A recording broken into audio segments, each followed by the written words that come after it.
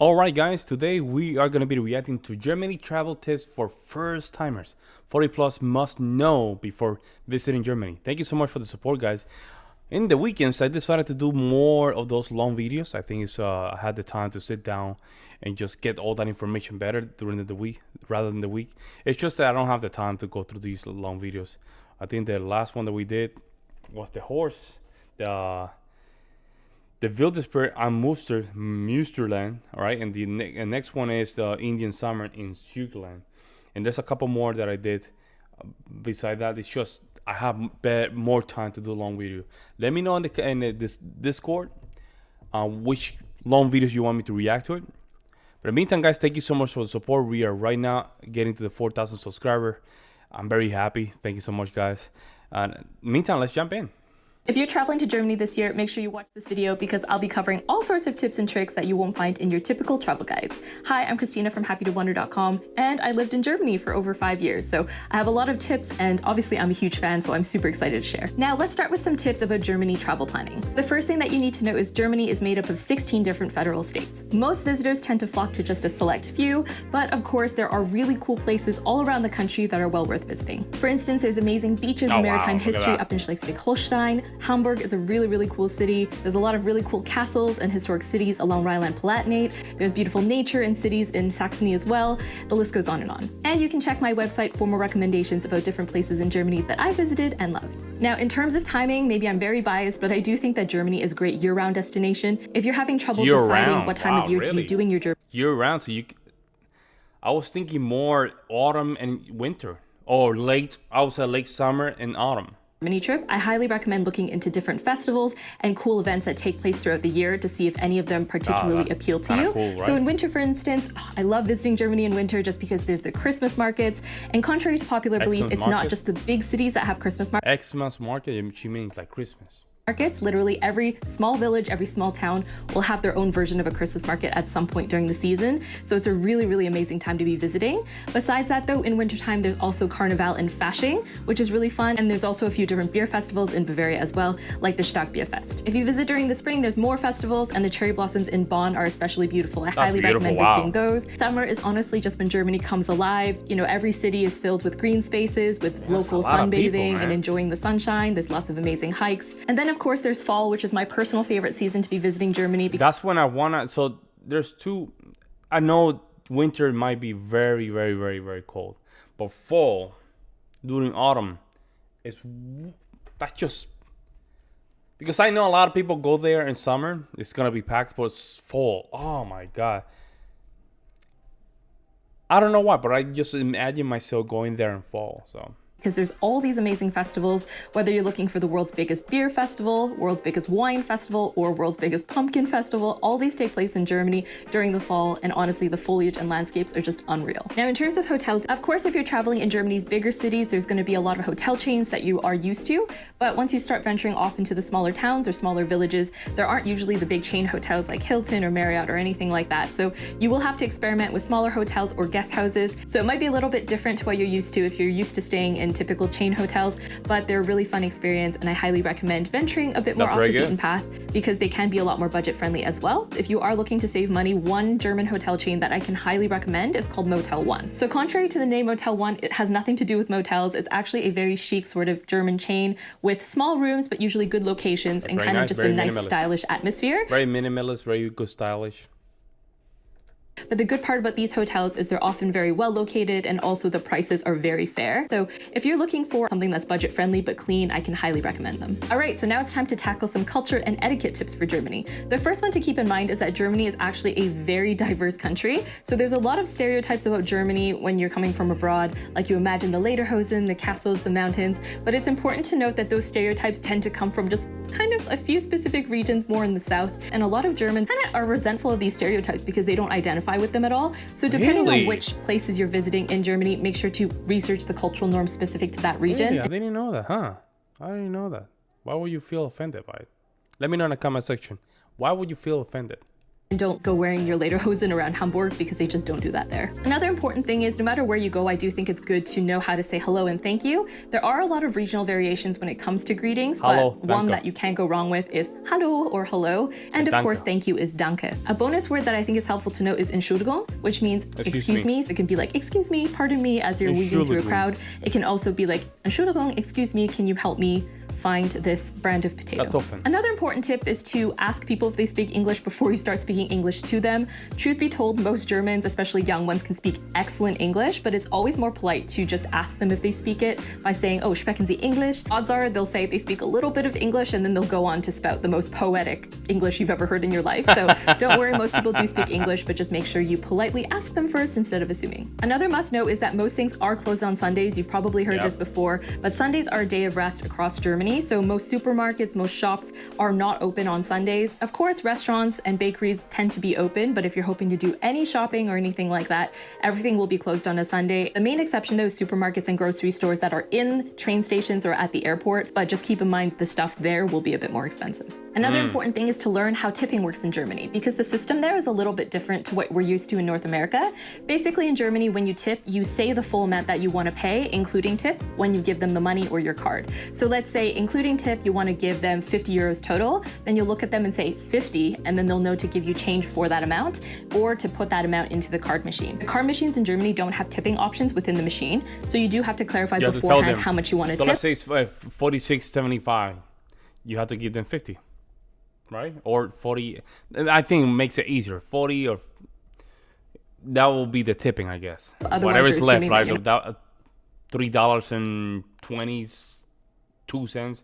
That'll be the rest. Not going to tip at all, and then it gets a bit awkward. Of course, tipping isn't as expected in Germany as it is in North America. Typically, though, you'll be tipping a lot less, so you'll be tipping about 10% on good service, or you're just rounding up in cases like taxis and things like that. But while tipping culture isn't as big in Germany, one really big culture shock that a lot of visitors don't expect is you actually have to pay to use the bathroom a lot of the time.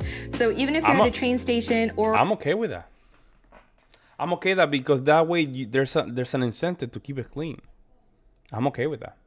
At a McDonald's or something, oftentimes you'll have to pay 50 cents or €1 to go use the washroom. But the good thing is, in these cases, this means that they're paying for someone to be cleaning the washrooms really actively. So oftentimes the public washrooms in Germany are just spotlessly clean, but you do have to pay for it. And this isn't exclusive to just train stations and businesses. Actually, in restaurants and clubs and at events and beer gardens, there's often a bathroom attendant. So in those cases, you are expected to tip like 50 cents or €1 for those bathroom attendants as well. So just make sure you have coins on you because you'll often encounter these, and it's really awkward when you don't have any cash to give them. Another big culture shock for a lot of visitors is that they'll notice a lot of Germans like to stare, and culturally for them it's not considered rude because they're just kind of perceiving you and observing you, and it's not considered like a judgy thing, so it's not a big deal. Don't take it personally. Another cultural norm to be mindful of though is that you should probably try to keep your voice down. In general, North Americans speak a lot louder than Germans do, especially on places like public transport, which tend to be quiet. And on that note, people don't tend to speak on public transport that much, so just kind of observe the situation around you. You know, if it's really quiet on the train and there's no one talking, it's probably a good cue for you to also not talk. Another thing to avoid is small talk. I feel like in North America, small talk is very common, but in Germany, they don't really do with those pleasantries very often.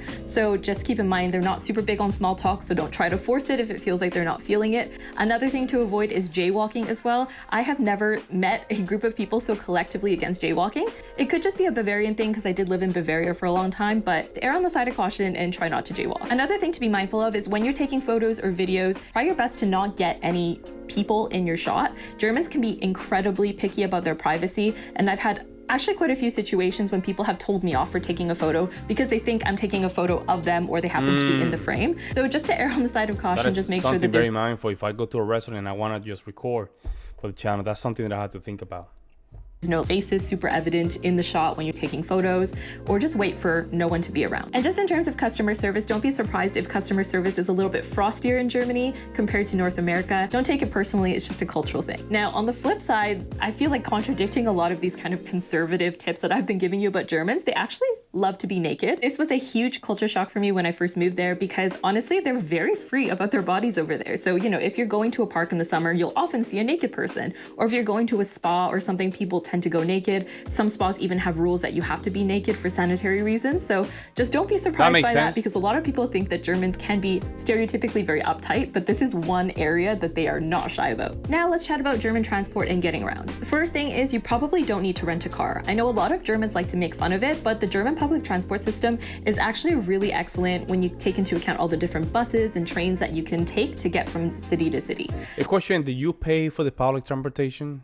Do you have to pay a monthly fee or a daily fee? Let me know in the comment section below. Honestly, the only instances where you might need to rent a car are if you're planning on going to some smaller villages, or if you're going to a lot of nature spots that are more remote, or if you're looking to get a taste of the infamous German Autobahn. But on that note, it's important to know that not everything you've heard about the Autobahn is true. So if you haven't heard of it before, the Autobahn is the German national highway system, and there's this very popular myth about it that there's no speed limit. That is partially true. There are some stretches of the Autobahn that don't have a speed limit, but it's definitely not the entire thing. So before you get too excited and like plan your whole trip around whizzing down the highway, just know that there are some speed limits on certain stretches. Now, in terms of train travel, I'm going to give you a quick briefer on how the German train system works. Of course, if you want a separate video about this, I'm happy to oblige, just let me know in the comments. But generally speaking, when you're looking at the trains in Germany, there's a few different categories. The most expensive one is the ICE high-speed trains, or the ICE high-speed trains. And these are kind of like the fancy bullet trains that take you from city to city really quickly. And with these ones, you do have to book your tickets in advance. Oftentimes you should reserve a seat. And so this is one that you really have to plan for well in advance and hopefully buy tickets really early on for, because the tickets just get more expensive as time goes on. Then there's the intercity and Eurocity trains, and these are also for intercity travel. Cheaper, okay. They go a lot faster than regional trains, but they're not as... These kind of trains, you do pay for them. That makes sense. I don't know why, but I was thinking about the public transportation. I might be thinking more like a very local public transportation. Let me know if the public transportation itself locally is free, all right? With high tech as the ICE trains. Pre-booking for these ones isn't necessarily essential, but it is a good idea. In contrast to the regional trains, which are usually the ones that are marked with like the R, RE, M, or ALX. Those are the ones that are the cheaper trains that service shorter routes, usually within one region. These ones move a lot slower, and they also don't have reservations at all. So you basically just buy the ticket in advance and then show up and then pick whatever seat you can find. Lastly, there's suburban trains. These are more commonly known as S-Bahn, or represented by this symbol, which you'll be seeing all around Germany. And these are basically just trains that take you from the main city into suburbs. So they don't go super far distances, but they're really handy for some smaller day trips and taking you up to the suburbs. Okay, so now that you know the categories, let's talk about how to save money on train tickets. So the number one tip that I have for you if you're looking to save money is to look into regional day tickets. So as I mentioned before, Germany has 16 different states. Most of these states offer a special train ticket that gives you unlimited travel for a day on regional trains specifically. So this can be a really... $30 for one day? Is that correct? Did I read that correctly? $30? Great way to save money if you're doing day trips. For example, in Munich, we have something called the Bavaria ticket. So that works for the entire state of Bavaria. And then you can just pay one set price and get unlimited train rides for the entire day. And the cool thing is a lot of the time you save a lot of money if you're traveling in a group as well. So with the Bavaria ticket, for instance, there's a base rate of like 25 euros and then 7 euros extra for each person you add on. So if you divide it between 5 people, which is the max, you can actually save so much money. And if you plan on covering longer distances, they actually have a Germany-wide version of this ticket as well. It's called this. I've tried pronouncing it like 5 times. I don't know why. It's like a tongue twister for me, so I won't say it out loud. But this is a ticket that allows you unlimited trains throughout Germany for an entire day. Although to be honest, regional trains tend to be quite slow, and I don't really foresee a situation where you would be doing a day trip like over to another state unless you're already really close to the border. On a similar note, be sure to look into day tickets and group tickets for public transport as well when you're in a city. Germany seems to love rewarding you for having friends, so oftentimes you'll be able to find a group ticket or a day ticket that allows you to have unlimited trips on the public transport network in one day, and it's just cheaper if you divide it amongst a few different people. And the last thing I'll say about train travel in Germany is, honestly, there can be some delays, especially if you're in the middle of the network. I noticed because I lived in Munich, and that's kind of the terminus stop or where the trains tend to depart from. There weren't that many delays for the most part because that's where the train is starting. That's gonna be a mystery, man. Well, I don't know why Germany has a problem with that. It's weird. Knowing their culture, how, you know, they like to be on time on things. This will be one of those things that is gonna be kind of weird to know why, right? Why y'all don't like? Why your guys Autobahn, right? Autobahn. That's not the Autobahn. It's the Uber station. That's straight. I forgot the name of the station, but you know what I'm saying. Like they have problems keeping time and schedules on time. Let me know what you guys think. But anytime I had any trips kind of in the middle of the country, there would always be some kind of delay. But one really good thing is you can actually claim compensation for trains that are delayed. So if your train in Germany is more than an hour late, you are entitled to compensation, which is really great. The annoying thing is the only way to claim this compensation is by filling out a form, and as far as I know, mailing it in. So yes, the process is kind of old school, but if you are in a situation where you are entitled to a lot of money back because of a delay, it might be worth looking into. Now, I know I've been talking a lot about trains, but another really budget-friendly way to travel around Germany is actually taking buses. So there's a few different bus companies that operate in Germany. The biggest one is definitely Flixbus, and with them, you can easily get from city to city for something as cheap as 10 euros. So it's definitely worth looking into. Of course, bus travel does have its downsides. It's definitely not as comfortable as train travel. Yep. It can sometimes be slower. And with Flixbus, there can often be delays as well. So I've summarized all the pros and cons in a separate Flixbus review if you want to check that out. But just know that that is an option. I think we have that company here in the United States, Flixbus. I think so. I've seen them before. Important thing to note is that public transportation in Germany works on an honesty system. So you'll often notice that even within cities, there's no fare gates or anything like that. That doesn't mean that it's free. You still do need to pay for a ticket and validate it properly, but it's just on an honesty system. And there's sometimes ticket controllers that come to make sure you have the right ticket. But depending on where you are, it's actually not that common. But on that note, it is very important to make sure you validate your tickets, because in Germany, just buying a ticket for public transport isn't enough. You need to properly validate it as well. Ignorance is definitely not an excuse in this country. Yeah, Germany is one of those countries that if you messed up, don't worry about it. I understand you messed up, but we're gonna make you remind you. We're gonna create an experience that will fix your mistake. Make sure you buy the right ticket and also validate it properly. Now, in regards to sightseeing, if you're visiting a major city that has a lot of paid attractions, so places like Munich or Berlin, it might be worthwhile to buy a city pass that includes basically all these attractions for a set price. With that said, I do think a lot of the best things to see in Germany happen to be free, so you don't necessarily need to pressure yourself into buying a city card, but if you're a paid attraction person and you plan on seeing a lot, do definitely look into whether or not they have these sightseeing passes, because they can save you a ton of money. And if you're looking to cut costs when you're traveling, be sure to look out for museum days. What the hell is that? It's like a flying egg. So in Germany, there's a lot of different cities and museums that will offer discounted entry or free entry even on certain days of the month. So in Munich, for example, every Sunday, a bunch of the museums in town offer €1 entry, which is incredible.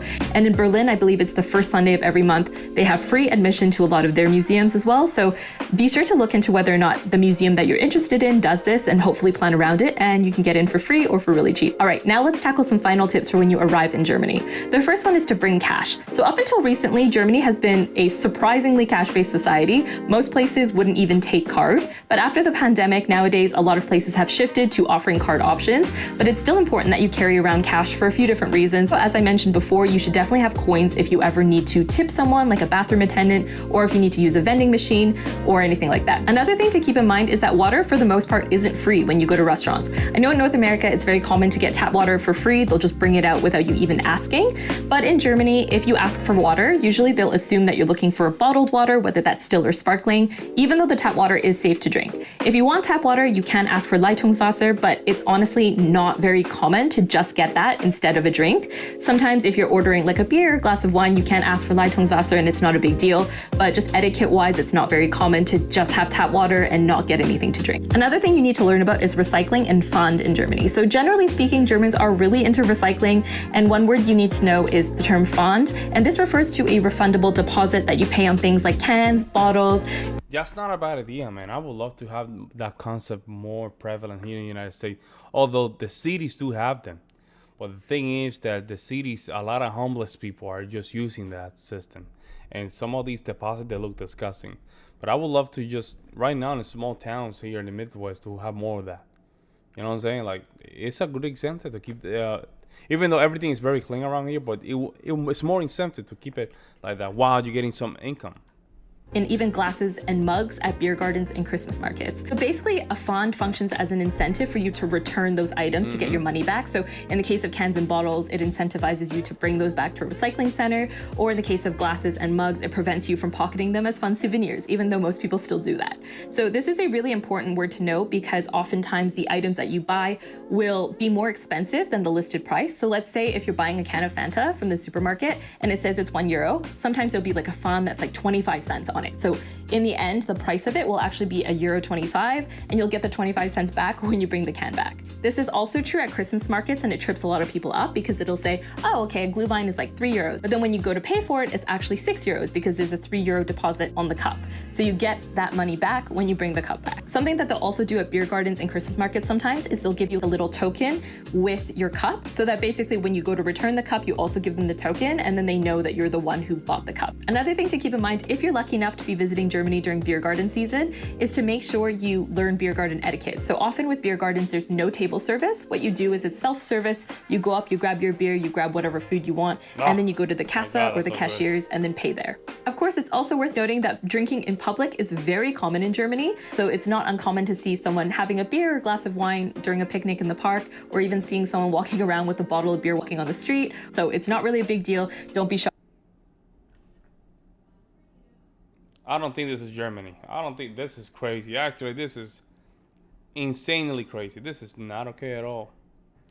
What the hell, bro? Like, you have a guy with a beer in his head? What the hell? Shocked if you see it. Also, you should know that when you're at a restaurant, you have to ask for the bill. They're not going to bring it to you automatically just because they don't want to feel like they're rushing you during your meal. So if your waiter hasn't brought around the bill, make sure to flag them down and ask for it. Last but not least, don't forget to pack an adapter because the plugs in Germany look like this. And I would really highly recommend bringing a universal adapter just because then you're covered in all cases and you can just buy one and never have to buy another one for the rest of your travel life. So I think that's a really great investment. All right, I hope this list of Germany travel tips was helpful and you feel more confident in navigating the country now as a first timer. Be sure to let me know if you have any questions, and for more practical. Very good video, very good, practical, very practical. I know regarding the cash is something that I have to just really thinking about, but also I would love to just go in a place in Germany that it is comfortable and I can just go inside my, where I want to be sure I can use the less English possible.